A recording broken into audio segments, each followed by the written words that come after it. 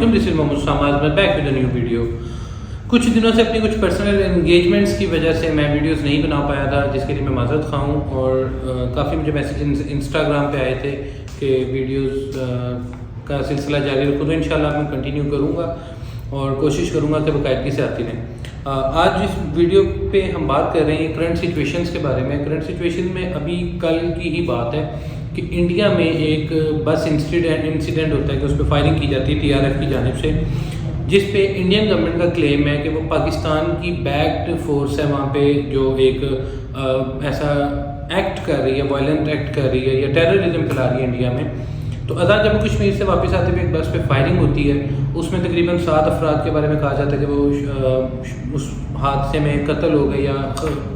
جان باک ہو گئے، اور 33 کے قریب افراد کے بارے میں کہا جاتا ہے کہ وہ انتہائی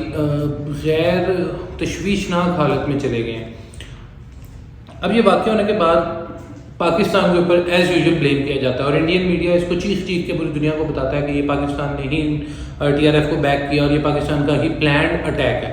اب سب سے پہلی بات ہمیں یہ سمجھنی چاہیے کہ انڈین میڈیا نے یا انڈین گورنمنٹ نے جب بھی کوئی ایسا انسیڈنٹ ہوا ہے، چاہے پلوامہ اٹیک ہو، چاہے اس سے پہلے کہ کوئی پٹھان کوٹ اٹیک ہو، یا جتنے بھی ایسے اٹیکس ہوئے ہیں، کسی بھی ایسے اٹیک یا کسی بھی ایسے انسیڈنٹ میں انٹرنیشنل میڈیا کو یا انٹرنیشنل جو ایجنسیز ہیں، نیوز ایجنسیز ہیں یا پھر ہمارے انٹرنیشنل فورسز ہیں، ان کو کبھی الاؤ نہیں کیا اس جگہ کا معائنہ کرنے کا، یا اس جگہ پہ آ کر خود کوریج کرنے کا، یا اس کو اس جگہ کی انٹروگیشن یا جو ہے اسٹڈی کرنے کا موقع نہیں دیا۔ اسی طرح اس سچویشن میں بھی انڈیا نے جس پاکستان پہ ایک بلیم گیم شروع کر دی، اور اس کے پیچھے 2 لاجکس ہیں۔ اگر ہم پہلی لاجک کی طرف دیکھیں تو BJP اس وقت بہت بری طرح سے انڈیا میں ہار رہی ہے، اور آج تک ہمیں یہ معلوم ہے کہ BJP جب بھی پارٹی پاور میں آنا چاہتی ہے تو وہ سب سے بڑا ہتھیار نیشنلزم یعنی اپنی جو قومیت پرستی ہے اس کو یوز کرتی ہے، اور اب ان کے پاس اور کوئی طریقہ نہیں تھا جس کے تھرو پاکستان کے خلاف وہ بلیم گیم کریں اور اپنی مقبولیت حاصل کر کے الیکشنز جیت سکیں، اس لیے انہوں نے اس چیز کو شروع کر دیا۔ اور سیکنڈ اگر اس کو دیکھا جائے تو جو یہ LOC کا ایریا ہے، LOC میں عام عوام اگر پاکستان سے انڈیا کی طرف جانے کی کوشش کرتی ہے، جو کچھ انسیڈنٹ جانے میں ہوئے بھی تھے، تو انڈین فورسز کی جانب سے ان پہ فائرنگ کر دی جاتی ہے۔ اب اس چیز کا جواب دیا جائے کہ اگر انڈین فورسز عام عوام کو وہاں پہ الاؤ نہیں کرتی، جو وہاں کے آزاد جموں کشمیر کے رہائشی ہیں، کہ وہ LOC کو کراس کریں، تو how can this be possible کہ LOC کو ٹیررسٹ گروپ پاکستان سے کراس کر کے انڈیا میں جاتے ہیں اور وہاں پر اٹیک کر دیتے ہیں۔ خیر، یہ ہمیشہ کی طرح انڈین پروپیگنڈا ہے جس پہ ابھی تک تنقید بھی کی جا رہی ہے، اور اس پہ پوری دنیا میں ایک نیوز کو بریک کیا جا رہا ہے، اور اس کے متعلق اپنی اپنی رائے سے لوگ آگاہ کر رہے ہیں۔ بٹ دیکھیں گے فردر اس پہ کیا اسٹڈی ہوتی ہے۔ ہوگا وہی جو ابھی تک ہوتا ہے، پاکستان پر الزام لگے گا، پاکستان بلیم گیم کا حصہ بنے گا، ہمیشہ کی طرح پاکستان کو ٹارگٹ کیا جائے گا، نیشنلزم کو بڑھا کر انڈیا BJP میں اکثریت حاصل کرنے کی کوشش کرے گا۔ اچھا، اس کے بعد اگر ہم آتے ہیں دوسری نیوز کی طرف کہ پاکستان میں کیا ہو رہا ہے۔ جی، پاکستان میں آج بجٹ پیش کیا جا رہا ہے، جس میں IMF کے ساتھ کافی لمبا عرصہ ہماری گورنمنٹ کی، ہمارے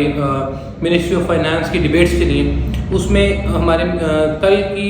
بات ہے غالباً کہ انہوں نے، ہمارے جو منسٹر آف فائنانس ہیں محمد اورنگزیب صاحب، انہوں نے یہ کہا ہے میڈیا پہ آگے پریس ٹاک کرتے ہوئے کہ پاکستان کے پاس کوئی اور سلوشن نہیں ہے IMF کے علاوہ۔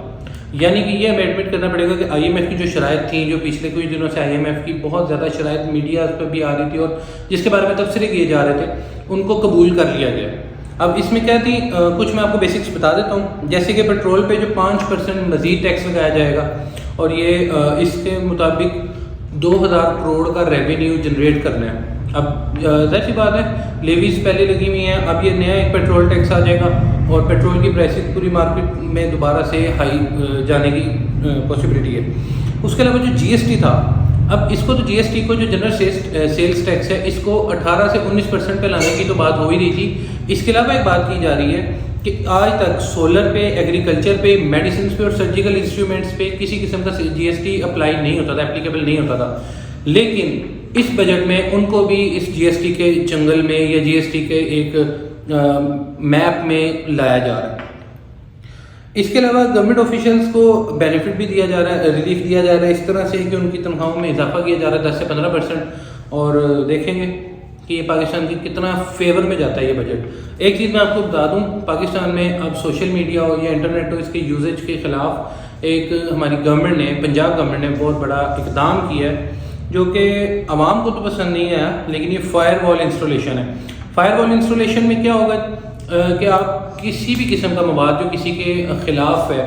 اگر آپ کسی کے پوائنٹ کر رہے ہیں یا کسی کے بارے میں کوئی ویڈیو بناتے ہیں یا کچھ کرتے ہیں جو فریلی آپ آج سے کچھ عرصہ پہلے تک کر رہے تھے، وہ نہیں کر سکیں گے۔ یعنی آپ کسی پہ تنقید نہیں کر سکیں گے، کسی پہ تبصرہ نہیں کر سکیں۔ اگر آپ نے تبصرہ کیا تو آپ کو جو ہے عدالت میں بلا لیا جائے گا۔ اور یہ چائنا میں، سعودیہ میں، رشیا میں اور ایسے ممالک میں تو تھا، لیکن پاکستان جس کو سو کالڈ ڈیموکریسی، جمہوریت کہا جاتا ہے، اس میں بھی اس کو انسٹال کر دیا گیا۔ تو اللہ خیر کرے، اللہ پاکستان کا حامی و ناصر ہو۔ میاں اسامہ سائننگ آف۔